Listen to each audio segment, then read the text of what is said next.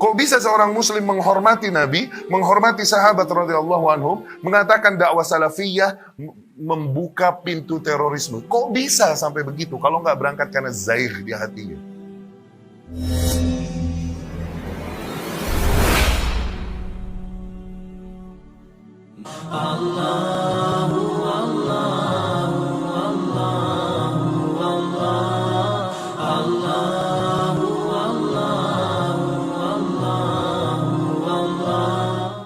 Pintu masuk terorisme adalah Wahabi dan Salafi. Wahabi dan Salafi itu ajarannya ekstrim, tekstual, harfiyah, lafziyah, puritisasi dalam rangka memurnikan Islam, maunya gitu, maunya ngakunya dalam rangka memurnikan Islam seperti zaman Rasulullah. Semua dianggap bid'ah, dianggap sesat kalau tidak seperti persis seperti zaman Rasulullah. Walaupun mereka naik mobil sih, bukan naik onta. Tapi apapun yang kita lakukan kalau nggak seperti Rasulullah katanya bid'ah. Nah, kalau bid'ah berarti sesat, kalau sesat berarti neraka. Kullu bid'atin dhalalah wa kullu dhalalah finnar. Setiap barang yang baru yang tidak ada zaman Rasulullah bid'ah. Wa kullu bid'atin dhalalah, setiap bid'ah sesat. Wa kullu dhalalatin finnar, setiap neraka. Dan ini ajaran seperti ini pintu masuk untuk menjadi terorisme, menghalakkan darah orang sesama orang muslim. Bagaimana sikap kita menyikapi pernyataan seorang tokoh yang mengatakan bahwa dakwah salafi wahabi adalah pintu kepada terorisme? Nah, ikhwah, ini bukan baru terjadi ya. Bukan baru terjadi. Tuduhan pada salafiyah, wahabiyah, dan lain-lain adalah tuduhan kepada dakwah, tauhid dan sunnah. Bukan baru terjadi zaman ini, dari zaman dulu terjadi. Mereka yang menyerukan kepada kemurnian tauhid, kemudian sunnah, pastilah dicela dan dituduh dengan nama wahabiyah. Dan itu kemuliaan buat kita. Hakikatnya kemuliaan buat kita. Cuman demikianlah para ahlul bid'ah yang mindset dan akalnya, pertimbangan akalnya ini kusut dan rusak, nggak jelas. Ntar kalau kita lagi mengingkari pemberontakan dan celaan kepada penguasa, kita seru kepada sabar, dengar, taati penguasa, kita dibilang penjilat penguasa. Wahabi penjilat penguasa, antek aparat. Ya salah. Tapi giliran ada terorisme, dibilang salafi wahabi bawa teroris. Jadi yang benar yang mana nih? Kita teroris apa penjilat nih? Maksudnya, kok conclusionnya kontradiksi 180 derajat? Karena nggak mungkin penjilat neror, nggak mungkin. Iya nggak? Waktu kita mengingkari pemberontakan, mengingkari kerusuhan dan lain-lain, itu habis kan dikatanya apa? Dituduhnya apa? Penjilat, ya Sam, dibagi berapa ya sama Jokowi? Begitu habis. Sekarang giliran terjadi terorisme, dibilang salafi juga yang ngajarin. Wah, lu bagaimana? Jadi salafi ini penjilat pemerintah? Apa teroris? Yang benar yang mana nih? Ngaco nggak mindset. Dan kemudian ini pendapat dari seorang tokoh, ya Allah. Dan ini kita sayangkan ya. Ini nggak mewakili. Yani unsur-unsur di bawahnya tidak terwakili oleh pendapatnya. Banyak yang kecewa. Anda yakin kita berhusnuzon kepada kelompok itu? Banyak yang kecewa dari pendapat-pendapat nih tokoh ketuanya ya, Allah Yahdi, semoga Allah. Nggak mewakili pendapat para pengikutnya sama sekali. Karena apa? Karena seseorang nggak mesti dokter lah, apalagi dokter dari Timur Tengah seperti dia, dokter dari negeri yang memfasilitasi dakwah salafiyah juga. Nggak tahu terima kasih nih orang benar-benar. Nggak tahu terima kasih nih orang benar-benar. Sekarang celah-celah salafi dan lain-lain. Ada Syekh Azhar dulu datang sini, oke? Dia minta-minta, bilang tolonglah diterima kader-kader kami di Al-Azhar. Soalnya pada ke Saudi nanti pulang jadi Wahabi jenggot. Wallah, dia ini lulusan sono. Begitu nih orang, videonya kesebar. Seculas itu nih manusia, seburuk itu mentalnya. Anda juga lulusan Wahabi sih, lulusan Saudi sih, S3. Begitu loh. Sampai segitunya. Anda yakin orang-orang yang masih berakal sehat dari kelompok itu dan dari ormas itu malu akan ketuanya ini, malu. Kalau akalnya masih sehat ya. Kalau akalnya masih. Dan Anda yakin Anda husnudzon. Banyak orang-orang yang berakal sehat di barisan itu. Dan malu dengan sikap ketuanya ini. Kecewa dengan sikap ketuanya. Anda yakin? Itu nggak mewakili. Bukan pendapat seorang tokoh yang negarawan yang baik. Enggak. Ini pendapat seorang politikus culas saja yang suka curi-curi kesempatan. Kayak berubah.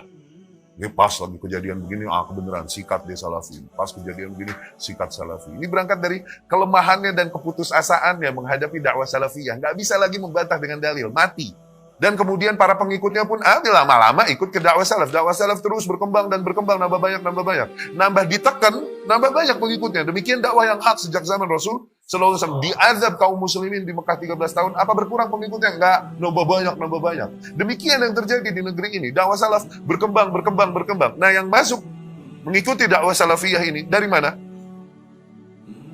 Dari kelompok mereka juga. Ini udah puyeng, kebakaran jenggot, putus asa, nggak punya lagi dalil ilmiah. Apa aja dilempar-lemparin. Ini lucu ini pendapat, lucu. Ya akhi, dakwah salafiyah, dakwah yang diberkahi. Bukan lain dakwah kita menyeru manusia kepada konsep dan metode beragama sebagaimana datang dibawakan oleh Rasulullah SAW, disampaikan oleh para murid-murid pertamanya, yaitu salafus saleh, para sahabat radhiyallahu anhum. Dan ini adalah dakwah kepada sunnah yang hak, dan ini adalah syariah. As-sunnah hiya syariah wa syariah hiya sunnah. Seperti kata Imam Barbahari rahimahullah. Sunnah adalah syariah, sunnah ini adalah syariah secara keseluruhan. Syariah ini adalah sunnah secara keseluruhan. Maka mencela dakwah sunnah, mencela dakwah salafiyah, hakikatnya mencela syariah itu. Berangkat dari kebenciannya kepada sunnah Rasul Sallallahu Alaihi Wasallam. Tidak akan perkataan demikian diucapkan oleh seseorang yang masih ta'zim, mengagungkan Rasulullah dan para sahabat radhiyallahu anhum, mikir-mikir untuk sampai kepada ucapan demikian. Mikir-mikir, menuduhkan yang tidak-tidak kepada dakwah salafiyah. Kita mengkafirkan, kita memusyrikan, kita membid'ahkan dan lain-lain. Ya akhi, dakwah salaf dari dulu menghukumi kufur kepada perkara yang kufur. Memang harus demikian. Menghukumi syirik kepada perkara yang syirik. Tapi apakah pelakunya langsung kita hukumi musyrik dan kafir? Tidak. Syekh Al-Albani rahimahullah ketika dituduhkan demikian, dakwahmu ini mengkafir-kafirkan dan memusyrikan manusia. Siapa bilang? Coba kau apabila melihat seseorang muslim minta-minta di kuburan kepada orang yang dikubur, apakah dia musyrik menurutmu? Iyalah musyrik. Dia telah mempersekutukan Allah? Iya, dia mempersekutukan Allah. Nah, kami bilang tidak.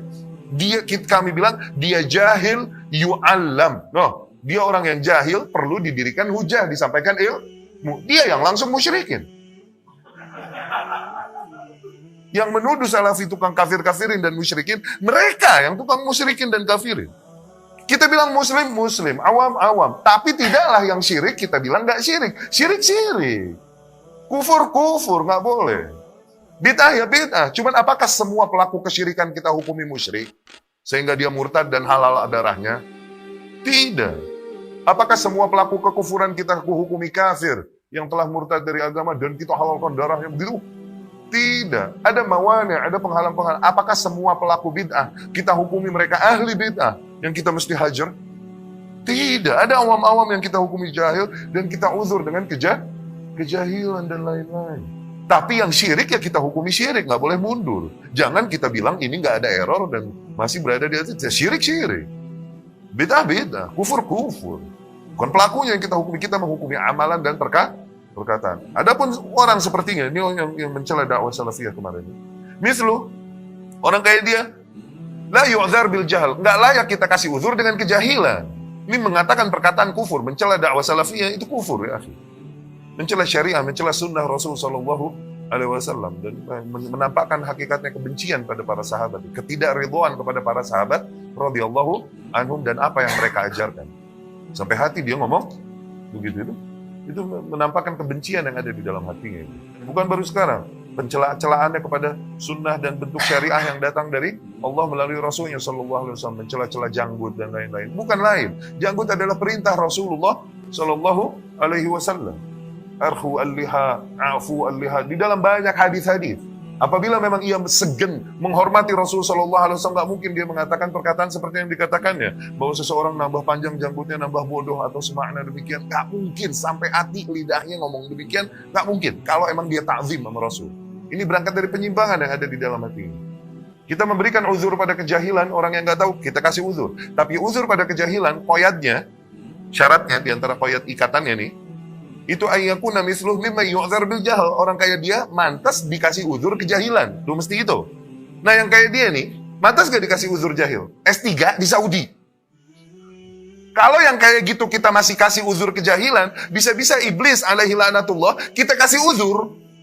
Oh dia gak tahu kali aturan taat sama Allah. Begitu lagi ntar kita kata. Awas, hulu di dalam uzur menyeret kepada irja. Dan kemudian hulu di dalam hukum menyeret kepada takfir. Nah ini yang terjadi seringkali dari bagian saudara-saudari kita. Hulu di dalam Gulu di dalam uzur. Perkara-perkara tokoh-tokoh yang udah jelas penyimpangannya di dalam usul dan ngeyelnya ketika dinasehati dan diingkari masih uzur, tabayun. Ini uzur squad dan tabayun squad. Oke. Nah, ini dia keseret ke arah irja. Ini yang dimaksud irja asri, irja modern tuh sebelah situ. Bahwasanya ujung-ujungnya mereka mau menghukumi error itu hanya ada pada error hati aja. Lidah mau berkata error, kufur, syirik, segimanapun nggak dihukumi error. Yang penting hatinya nggak error. Tuh, itu salah. Kaidah Ahlussunnah, kekufuran terjadi dengan lidah, sebagaimana terjadi di hati, sebagaimana terjadi dengan amalan. Demikian juga keimanan harus meliputi ucapan lidah, keyakinan hati, dan amalan. Demikian juga kekufurannya berarti. Nah, yang kayak gini dikasih uzur nggak? Enggak, udah. Nggak pantas dikasih uzur. Dan apakah fair? Yakni, apa fair menghukumi dakwah salafiyah dibilang dakwah yang membuka kepada pintu terorisme? Ya akhi, siapapun, kalau melihat kajian-kajian kita yang ada, siapa paling depan menyeru kepada keamanan, ketertiban, mengingkari bentuk-bentuk pemberontakan dan rusaknya keamanan, mesti saudara-saudara kita dari golongan Ahlus Sunnah yang berada di atas manhaj salaf, mesti mereka duluan yang ngomong. Cari di YouTube kajian-kajian yang menyerukan kepada taat kepada pemerintah, keamanan, dan lain-lain, mesti kajian-kajian dari kaum salafiyah, dari orang-orang yang mengikuti manhaj salafus salih. Ada error dari beberapa orang yang mungkin seragamnya sama kita, atau baca sebagian buku Muhammad bin Abdul Wahab tapi salah memahaminya. Apakah fair langsung dihukumi berarti dakwah salafiyah semuanya membawakan kepada pintu terorisme? Apa fair dan sehat akal demikian? Kalau kita lihat kaum yang kemarin bikin ribet, menyeru manusia kepada revolusi dan lain-lain, bikin rusak di bandara, bikin ribet, membangkang sama pemerintah, celah-celah, dan memuji, menyanjung-nyanjung ISIS di dalam khutbahnya, yang banyak tersebar di YouTube. Tahu? Nah, kelompok itu, kalau kita mau lihat, konsep beragamanya lebih condong kepada kita salafiyah yang anti bid'ah, atau lebih condong kepada mereka yang menuduh kita? Konsep beragamanya nih, gaya beragamanya nih kelompok itu, lebih condong kepada mereka yang banyak dengan praktek-praktek bid'ah, peringatan-peringatan bid'ahnya, atau lebih condong kepada kita salafiyah? Gaya beragamanya lebih condong kemana? Nah, tapi apakah fair? Kalau kita menghukumi, berarti setiap kelompok yang gaya beragamanya demikian, Islam tradisional, dan lain-lain seperti ini, akan membawa kepada kerusuhan dan revolusi, bentrokan dengan pemerintah. Apa kita menghukumi demikian pada mereka? Hanya karena kerjaan satu kelompok oknum ini kita hukum rata pada mereka bahwasanya semua yang beraliran gaya berislamnya demikian berarti membawakan kepada kerusuhan. Apa begitu pendapat kita? Nah, sekarang terjadi error dari beberapa orang yang dan mereka tidak di atas manhaj salafiyah. Kita dapat lihat pelaku-pelaku dan kemarin wanita yang melakukan penembakan dan lain-lain. Di Mabes Polri, semoga Allah Subhanahu wa taala jaga aparat kita dan para penguasa dan jaga para kaum muslim. Wanita yang melakukan penembakan. Kelihatan dari jilbabnya juga, ini bukan orang yang sehari-hari pakai cadar, bukan. Nggak masuk antara jilbab sama cadarnya fals. Bro, kalau emang orang udah lama belajar akidah, jilbabnya nggak segitu. Nggak masuk. Ini orang baru seminggu, 2 minggu dicuci otaknya langsung dem. Bangsa belum lama. Kelihatan. Dari pakaiannya kelihatan. Kalau dia emang orang yang benar-benar mengikuti syariah dan lain-lain, jilbabnya nggak segitu deh. Jadi bukan lagi bicara pendapat furu ya. Cuma kalau udah rada lamaan belajarnya, beneran belajar, nggak segitu jilbabnya. Yang mati kemarin nih, yang akhirnya mesti ditembak, nggak segitu jilbabnya harusnya. Terus nyambung sama cadar, nggak nyambung. Cadar sama jilbabnya nggak nyambung, falas. Ini orang baru dicuci otaknya kemarin, belum lama. Apa urusannya sama dakwah salafiyah yang udah berjalan dari zaman ke zaman? Ya akhi, bukan lain dakwah ini adalah dakwah yang hak sebagaimana Allah perintahkan, dan keridhaan Allah ada pada mereka yang berada di atas jalan dakwah salafiyah ini. Dan itu perintah Allah Subhanahu wa taala. Ya, wa may yushaqiqir rasul, Allah berfirman, barang siapa yang menentang Rasul sallallahu alaihi wasallam, min ba'di ma tabayyana lahul huda, setelah datang padanya petunjuk, yani setelah dia tahu. Sebelumnya nggak tahu uzur, tapi dia menentang Rasul setelah dia tahu, kemudian dia menentang Rasul sallallahu alaihi wasallam. Wa yattabi' ghaira sabilil mu'minin, kemudian mengikuti jalan lain selain jalannya orang-orang yang beriman, yakni orang-orang yang beriman bersama Rasul sallallahu alaihi wasallam. Para sahabat, siapa lagi pilihan lain? Nuwallihi ma tawalla wa nuslihi jahannam wa sa'at masir. Maka kami akan palingkan mereka ke arah mereka berpaling, dan kami akan lemparkan mereka ke api neraka, dan sungguh seburuk-buruknya tempat kembali. Dan kemudian Allah pun berfirman, as-sabiquna al-awwaluna minal muhajirin wal ansar para kaum mukminin terdahulu dari golongan muhajirin dan ansor. Tuh siapa? Salafus saleh, yang konsep beragama mereka salafiyah, salafisme. Muhajirin wal ansor. Walladzina tabauhum bi ihsan, dan orang-orang yang mengikuti mereka dengan baik, yakni mengikuti konsep dan pola beragama ala salafus saleh, ala muhajirin dan ansor. Allah berkata, radhiyallahu anhum. Itulah orang-orang yang Allah ridhoi mereka. Tuh. Waradu an, dan itulah hakikatnya orang-orang yang meridhoi Allah. Tuh. Jadi keridhaan Allah terletak pada mereka yang mengikuti salafus saleh, mengikuti pemahaman salafiyah. Allah yang bilang. Dan keimanan yang ideal, pola beragama yang tepat adalah sebagaimana pola beragama dan keimanan para sahabat. Kalau belum begitu, belum ideal imannya. Kata siapa? Kata Allah. Allah berfirman, wa in amanu bimithli ma amantum bihi. Tuh. Apabila mereka telah beriman sebagaimana kalian beriman. Nah, waktu ayat ini turun, siapa kalian yang beriman? Siapa kaum mukminin yang hidup ketika masa turunnya ayat? Sahabat, ada pilihan lain. Apabila mereka telah beriman sebagaimana kalian beriman, yakni itu beragama sebagaimana konsep beragama ala kalian sama, faqad ihtadau, maka mereka telah berada di atas petunjuk.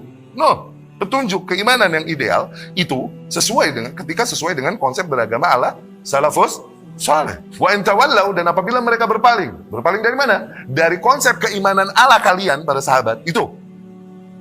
Wa in tawallau fa innama hum fi shiqaq, sesungguhnya mereka berada di dalam perpecahan. Maka al-jamaah dan persatuan adalah berada di atas jalan sahabat radhiyallahu anhum, sebagaimana Rasul katakan, ma ana alaihi wa ashabi, mereka yang berada di atas jalan yang sama denganku dan para sahabatku. Itu jamaah, kalaupun kau bersendirian. Itu jamaah. Dan syiqaq, perpecahan, adalah ketika seseorang meninggalkan jalan itu, kalaupun ramai-ramai kompakan, mereka berada di atas jalan perpecahan. Wa in tawallaw fa innama hum fi syiqaq, dan apabila mereka berpaling, yakni dari jalan kalian para sahabat, sesungguhnya mereka berada di dalam perpecahan. Tuh.